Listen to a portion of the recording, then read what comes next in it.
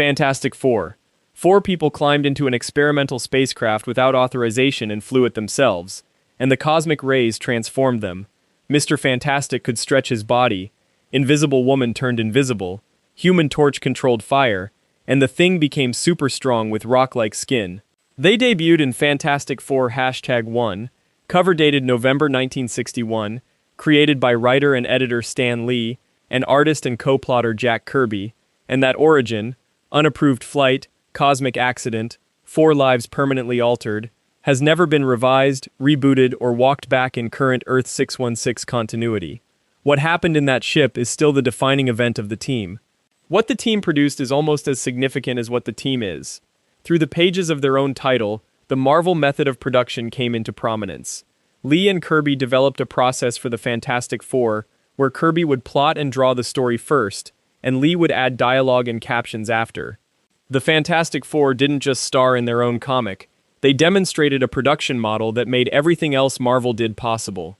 Subscribe and tell us in the comments which faction you think was the most strategically fascinating. Let's get back into it. Howling Commandos. If the Fantastic Four were one team shaped by one accident, the Howling Commandos are a name that several distinct organizations in Marvel Comics have adopted. They debuted in Sergeant Fury and his Howling Commandos #1, cover dated March 1964, created by Stan Lee and Jack Kirby, as an elite U.S. Army Rangers unit led by Sergeant Nicholas Joseph Fury in World War II.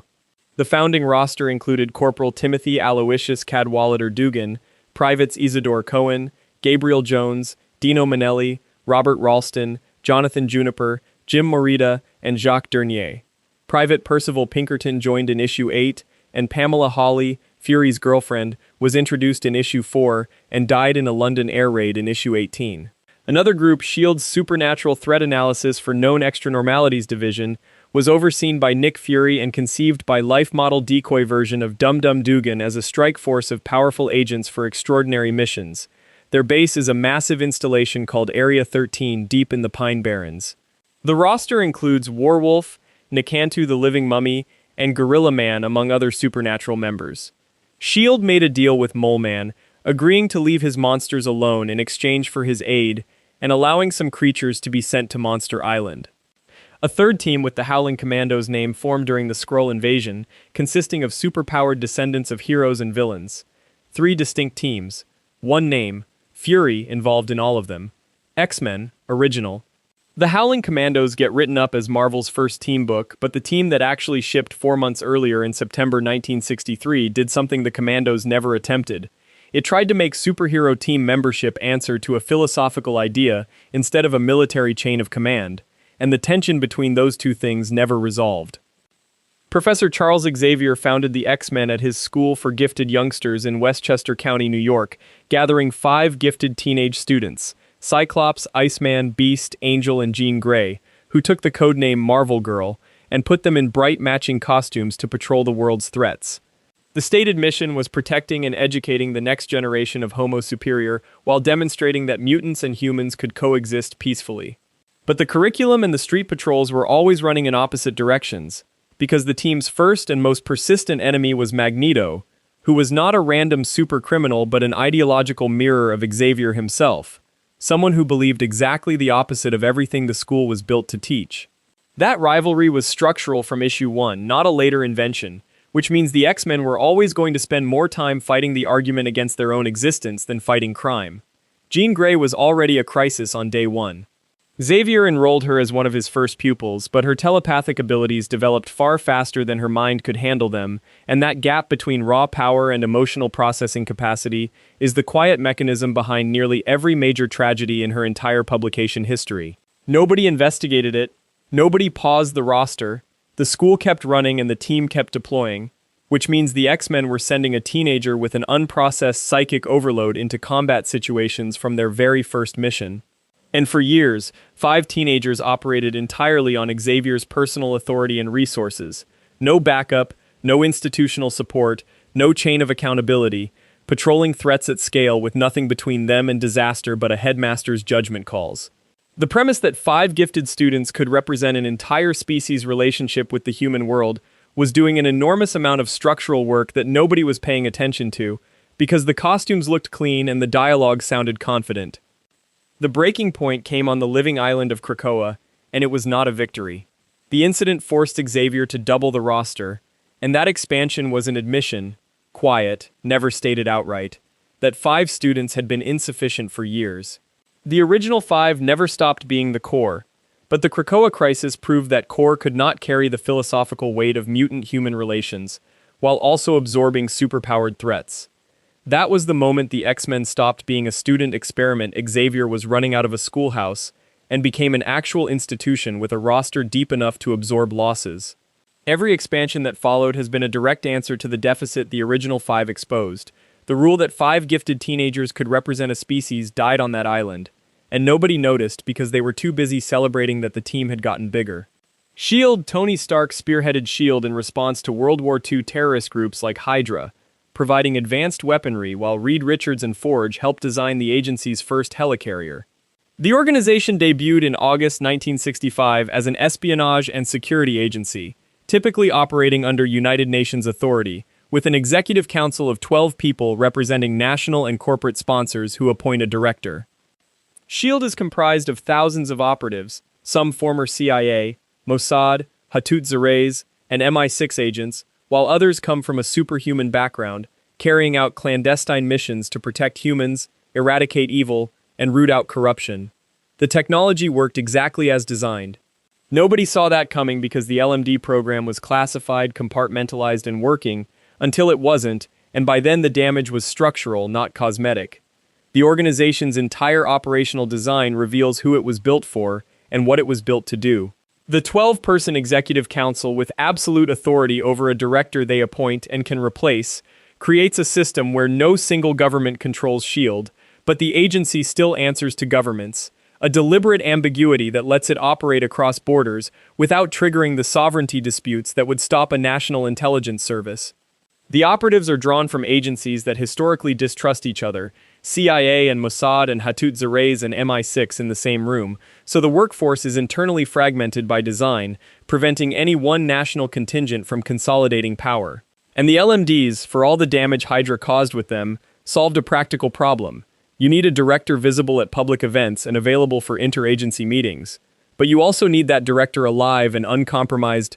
The arrangement is not clean, and it has never been clean, but it has kept running, because it was built to run on managed friction rather than consensus, and managed friction is a more durable operating system than most people assume. Brotherhood of Evil Mutants.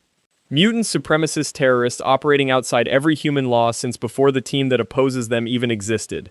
X-Men #4 March 1964. Over a year before the Avengers assembled. Over a year before S.H.I.E.L.D. existed to fight them.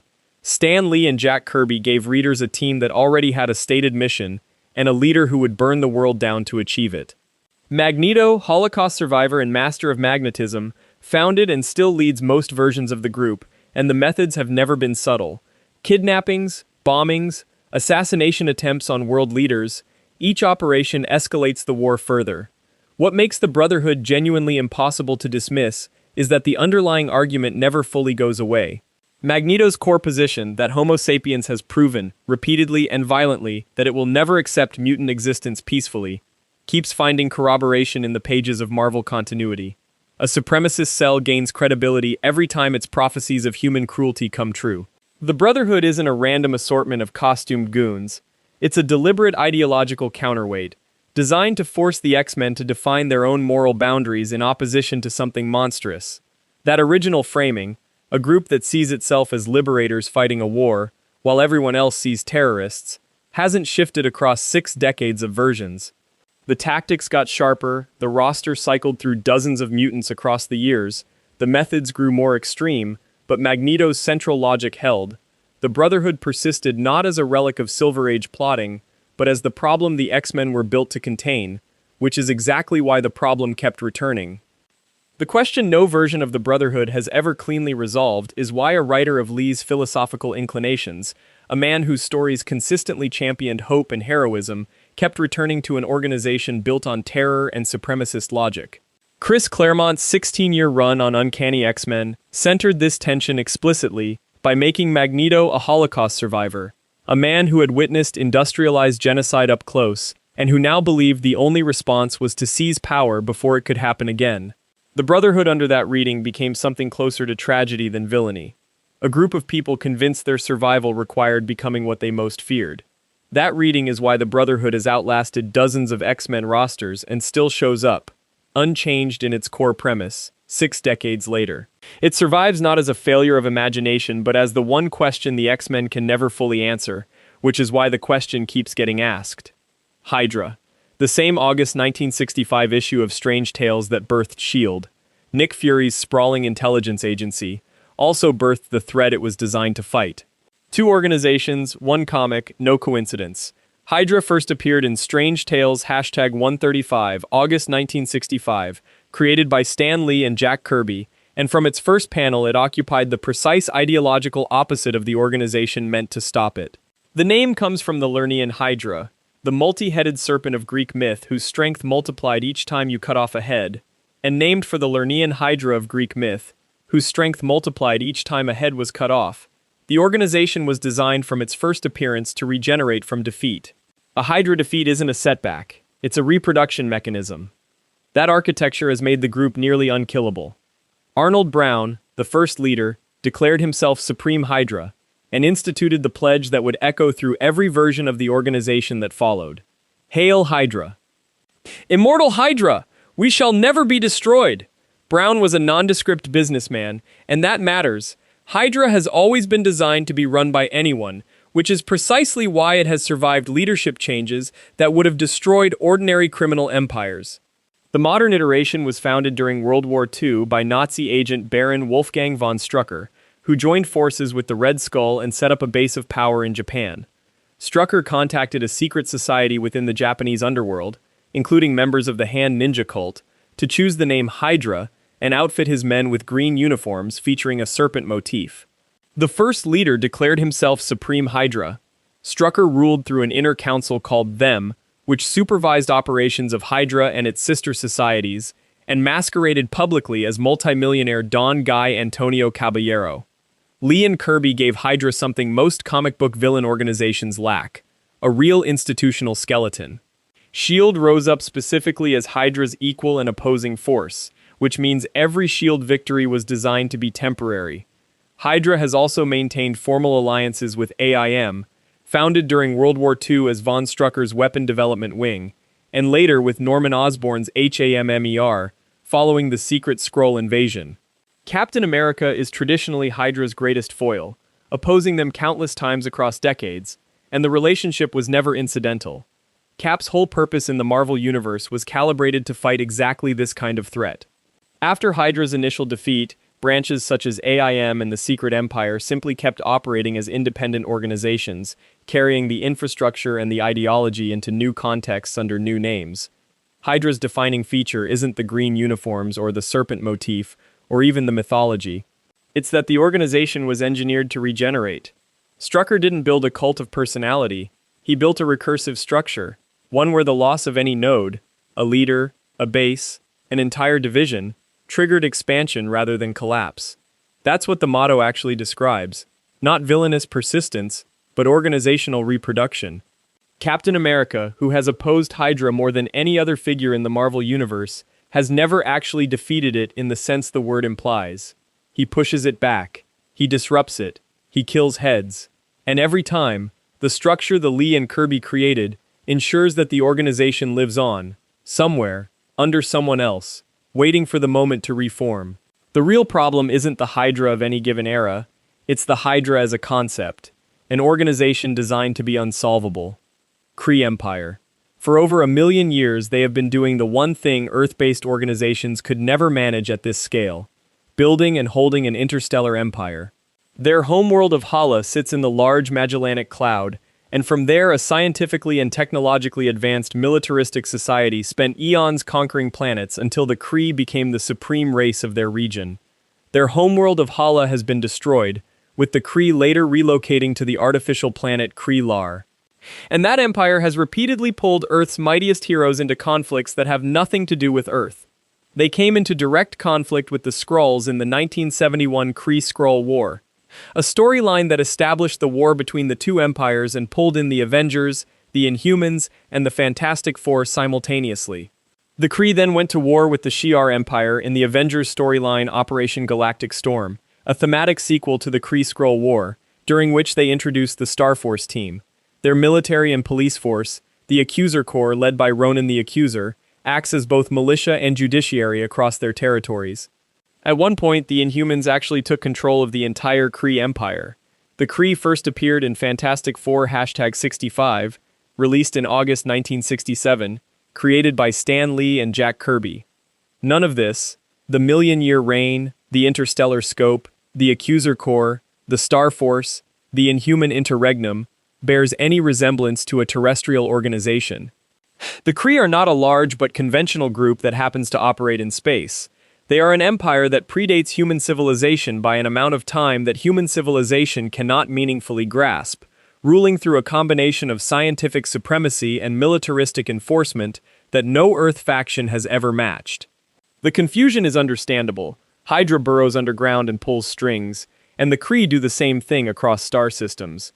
But Hydra is a paramilitary cabal working within a single planet's borders. The Kree conquered galaxies before Hydra had a founding meeting. One infiltrates governments, the other built an interstellar empire and then built a police force to enforce it.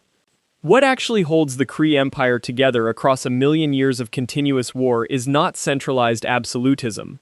Ronan the Accuser leads the Accuser Corps, but the Empire has repeatedly survived the disruption of its leadership structure, including a stretch where the Inhumans were running it.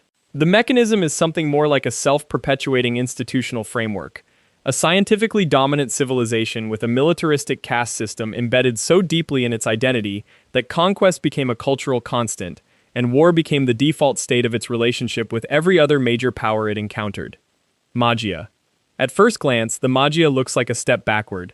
Where the Kree Empire operates across interstellar distances with science fleets and Accuser Corps, the Maggia controls most of the illegal gambling, loan sharking, and narcotics trade in the United States through a loose coalition of virtually independent families.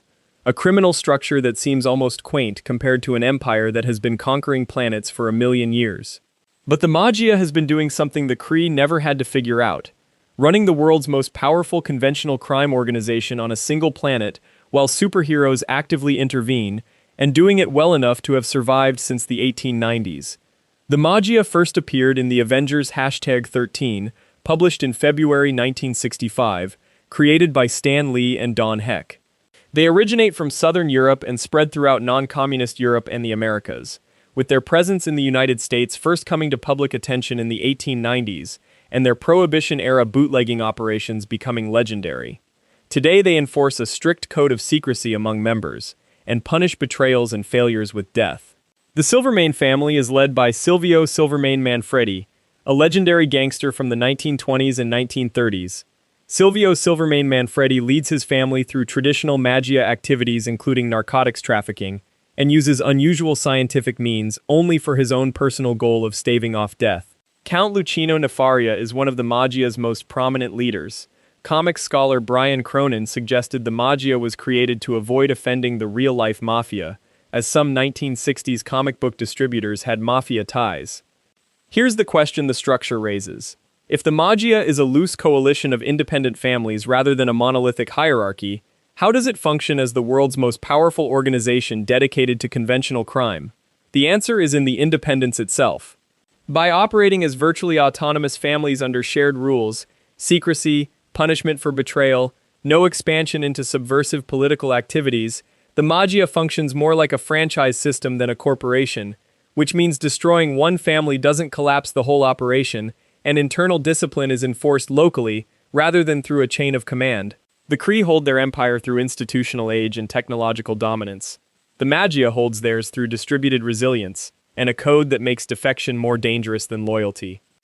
Brian Cronin's point about the Maggia's creation reveals the real mechanism.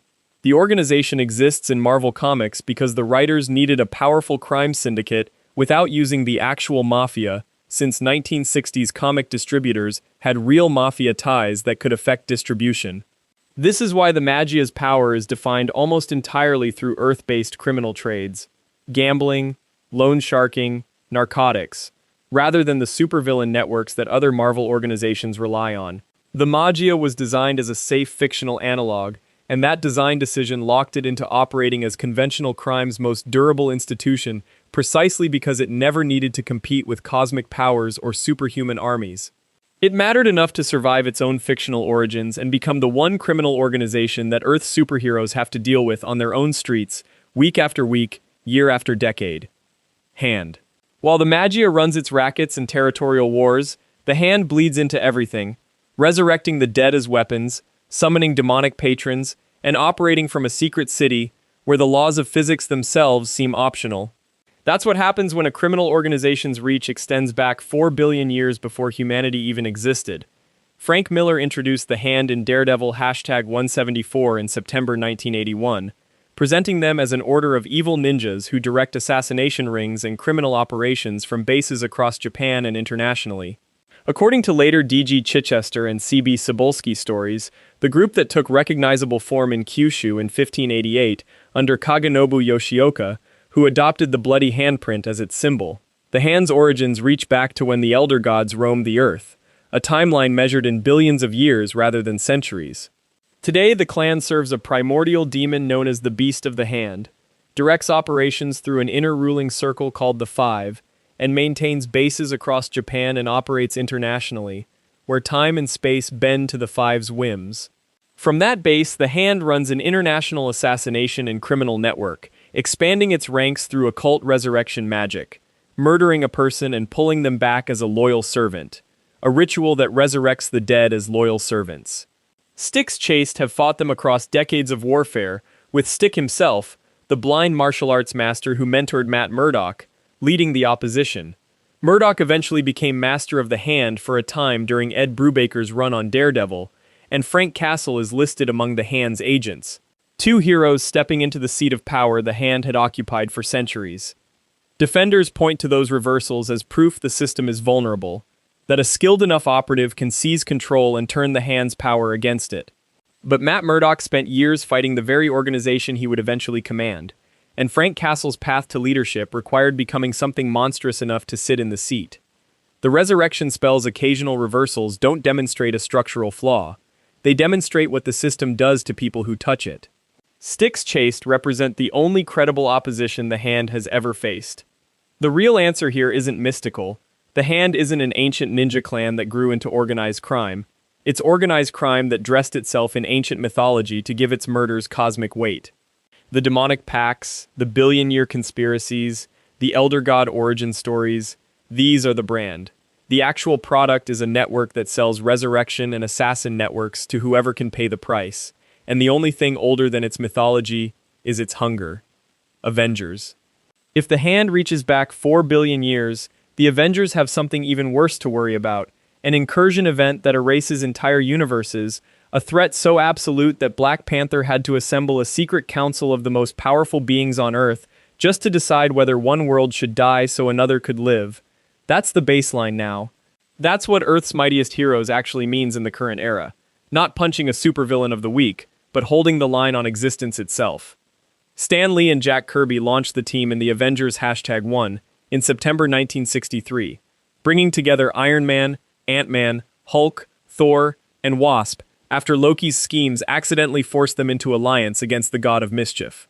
Captain America, discovered frozen in ice, joined in issue #4 after the team revived him, a recruitment method that set the tone for the franchise's willingness to break the rules of time and death itself.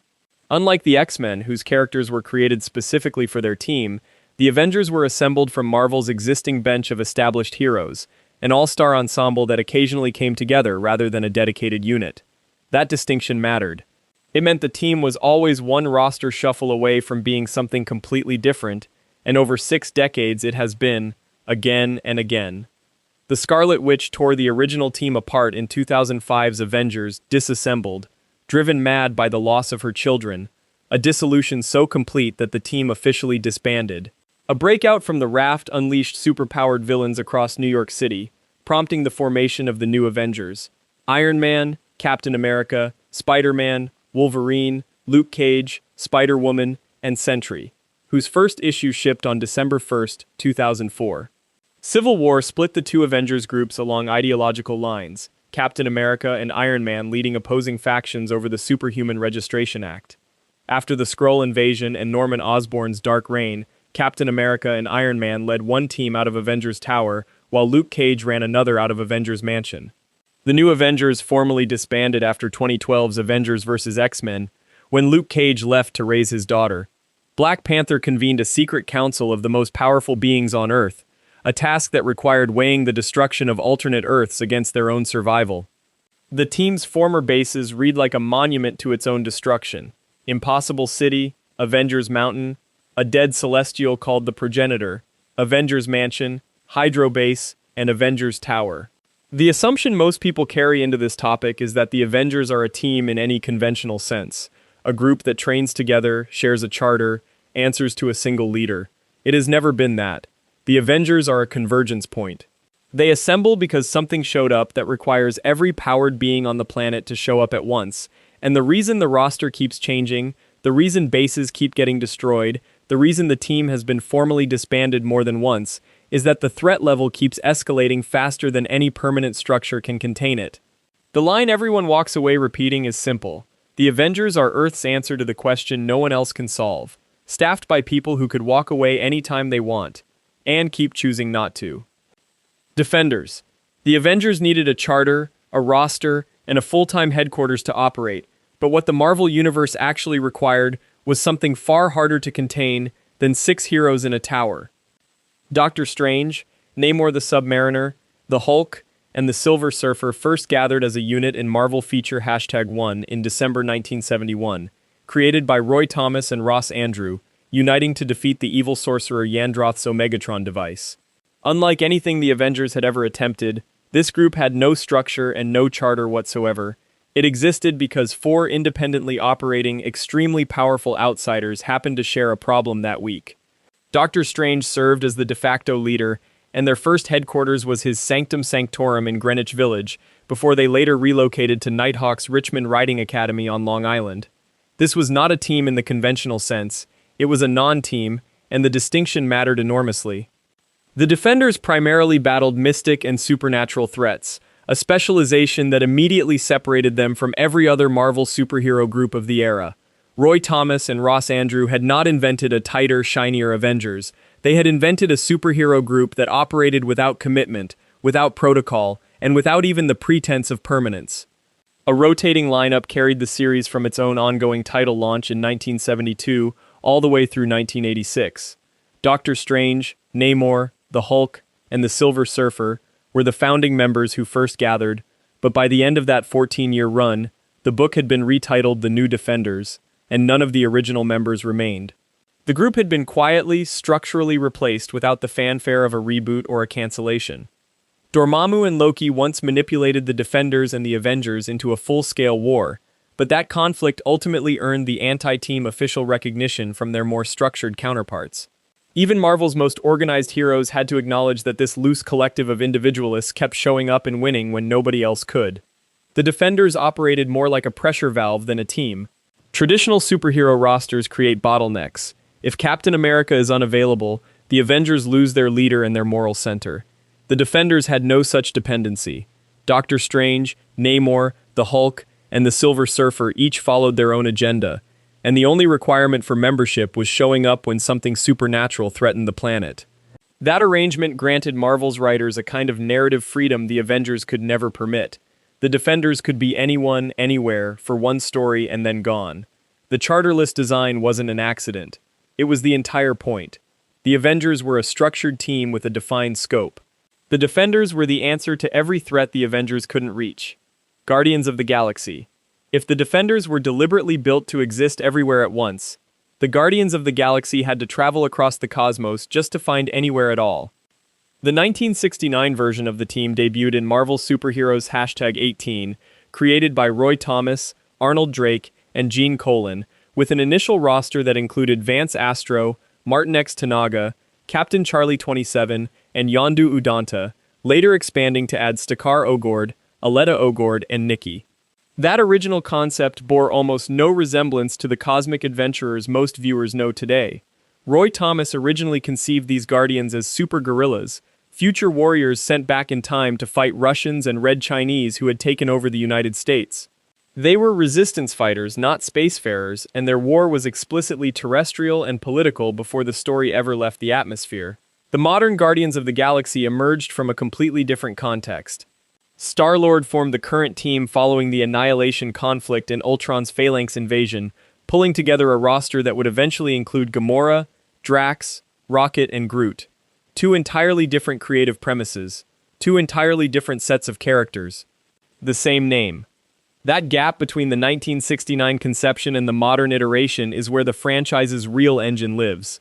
Thomas wanted Cold War resistance fighters with superpowers, a future American underground waging asymmetric war against occupation. The team that eventually anchored Marvel's cosmic line was assembled by a different writer in a different decade to solve a different problem. What happens to the galaxy's unwanted when the biggest wars end and nobody is left to clean up the aftermath? The 1969 team is set in an alternate future and does not operate in Earth 616 present. The modern team exists in the current continuity. The 1969 team fought as guerrilla resistance against occupying forces on a conquered Earth. The modern team scavenges and protects across interstellar space. Two completely different fictional premises, both running under the same banner across 6 decades. That's not inconsistency. That's the mechanism. The name Guardians of the Galaxy is durable enough to hold both, because it never committed to either version in the first place. Inhumans. Sure, the Guardians are misfits with a cosmic cause, but the Inhumans aren't just another flavor of superhero team. They're a genetically engineered species created as an experiment, carrying history that spans 25,000 years. If mutants are a familiar twist on humanity, this is a whole different breed wearing the name. When the Kree, they of the blue skin and imperial ambitions, knocked a ship out of Earth's sky, it wasn't random. The target was manned by Eternals, and the wreck left enough for the Kree scientists to study. They mapped out the genetic structure of the Eternal Arlock, then launched a scientific expedition to Earth to push humanity's evolution. The result? The Inhumans. Not a mutant offshoot, not just another subculture, but a fundamentally altered strain. Their city, Attilan, rose in the North Atlantic, east of the ruins of Atlantis. Led initially by King Myran, they survived the great cataclysm that wiped Atlantis from the map, surrounding Attilan with a protective dome and declaring it the Great Refuge, already centuries ahead of anything conventional humanity had ever built. But engineering by aliens comes with complications. Not every Inhuman was cut out for the process called Terrigenesis, a transformation triggered by exposure to Terrigen mist, discovered when Randak exposed rare Terrigen crystals to heat and vapor below Attilan. The result could mean new abilities or irreversible damage, monstrosities born from failed gene compatibility. The Genetics Council took control, mapping every family line in Attilan, prescribing marriages based not on love but on the statistical quality of offspring. It wasn't just opinion. Every genetic pairing stored and computed through the sacred helix of Randak, operating as the city's genetic screening interface. Here's the hardest number you can put on it. 25,000 years. The Kree launched their project before most civilizations had even discovered bronze. Their handiwork produced a society so advanced, technologically, genetically, politically, that by the time Black Bolt took the throne, his voice could shatter mountains from birth. And still, even with all this control, not everyone could withstand Terrigenesis. Generations were whittled down through screening, but the price was the slow leak of genetic diversity. Every pairing narrowed further, every risk tightly managed but never eliminated. Ask the obvious question. If all this screening, control, and genetic computation worked perfectly, wouldn't dysfunction have disappeared? But it hasn't. Despite 25 millennia, despite the Council and the Sacred Helix, the risk remains. A child born with monstrous traits, a royal family defined as much by tragedy as by power, and a society forever balancing progress against collapse. So what does that leave unanswered? Out of every civilization engineered, cultivated, and protected this intensely, why did the Kree choose humans, and what was their endgame? The evidence lines up to show control, but in 25,000 years, no one, from Black Bolt to the Genetics Council, has found a final answer to why the Kree never returned, or what they intended for their most successful experiment. Advanced Idea Mechanics. A.I.M. is depicted as a think tank of brilliant scientists focused on technological advancement, often disregarding conventional morality. Everyone expects the usual cult of personality or shadowy mastermind, but here's the twist. The rule of the villainous overlord was never real. A.I.M. isn't some mad scientist's lab, it's a think tank, a collective, an organization run by the smartest people in the room, each with their own agenda. A.I.M. first appeared in Marvel's primary continuity in July 1966, created by Stan Lee and Jack Kirby, as a scientific subdivision serving Hydra under Baron Strucker. A.I.M. operated as a branch of them, a shadow organization with roots interwoven with the secret empire and Hydra's technological arms. Strucker directed Hydra, A.I.M., and the secret empire under the identity of the Grand Imperator. Leadership passed to the Scientist Supreme, a tradition that continues as A.I.M.'s leadership title. Most members wear yellow radiation suits with cylindrical helmets. MODOK, Super Adaptoid, and the Cosmic Cube were key creations from A.I.M.'s drive for technological supremacy. When Strucker was killed, A.I.M. didn't just break ties with Hydra, they opted out of the Cult of Leader game entirely. Count Bornag Royale served briefly as a public face, but A.I.M. preferred scientific leadership over figureheads. Instead, the organization pivoted toward reinvention. Bobby DaCosta, also known as Sunspot, became leader of A.I.M. Monica Rappaccini became Scientist Supreme and revived A.I.M.'s original agenda. Here's the damning detail. The Scientist Supreme is not a brand of mad genius, but a revolving role. A.I.M.'s leadership isn't defined by static hierarchy, it's defined by expertise. Who runs the show is whoever has the most to offer, and there's no loyalty beyond the next breakthrough.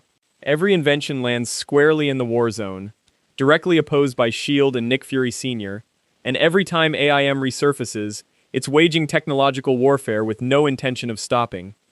Raise the classic complaint. If A.I.M. is just a collection of scientists, how could they possibly be so dangerous? But the answer is written in every appearance. Expertise beats ideology. The personnel don't care about the monologue or the grand plan, only about building what no one else can.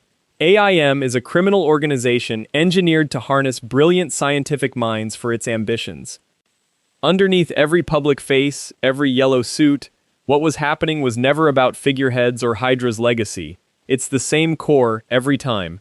Intelligence as weapon, technology as leverage, and the world as a field for scientific escalation. Hellfire Club. At least A.I.M. pretended their science was for the public good. The Hellfire Club doesn't even bother with the illusion.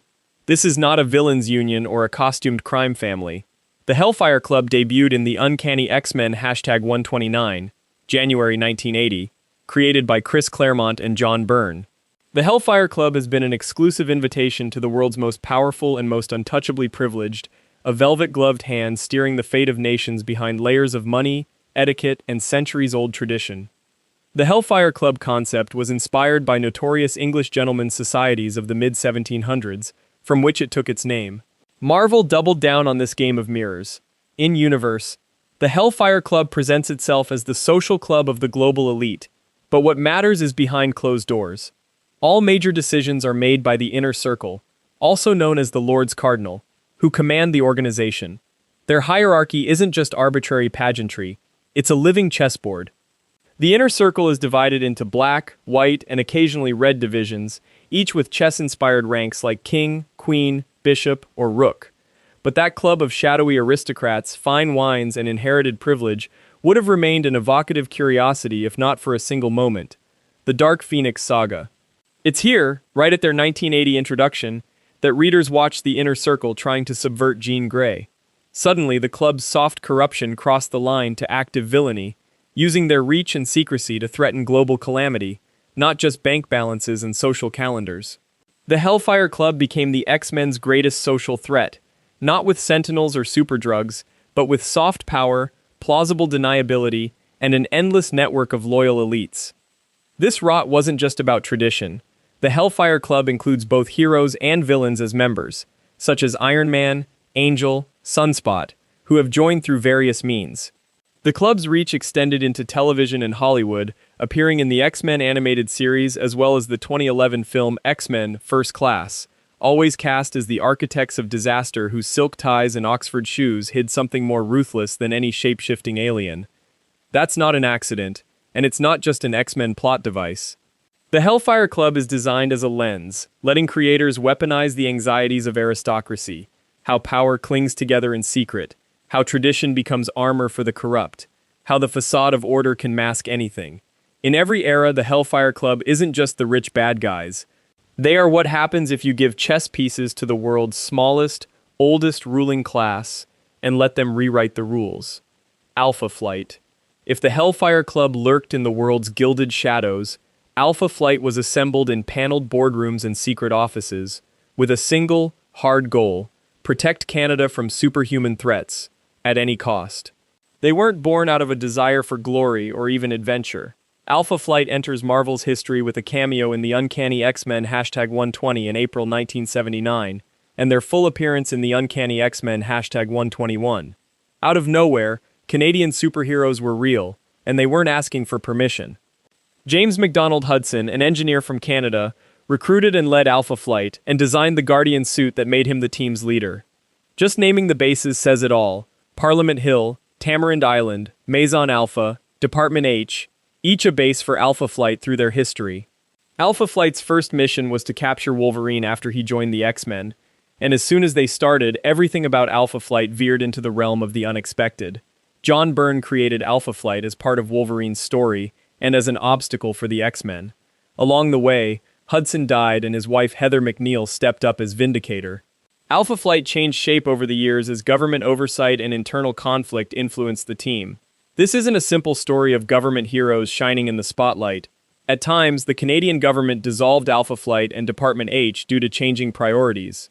The team's relationship with the authorities shifted repeatedly, sometimes trusted, sometimes cut loose, always influenced by government decisions. Take all of that, and the strangeness isn't just in the powers or the changing lineups, but in the way Alpha Flight has always been forced to prove it deserved to exist. Even their greatest moments come with compromise. The cost of following orders, the price of being wanted only when convenient, families wrestling for identity, and a team defined as much by who leads as by who refuses to leave. In Marvel's world, being Canada's national heroes means living with the risk that your own government will decide you're unnecessary and go home.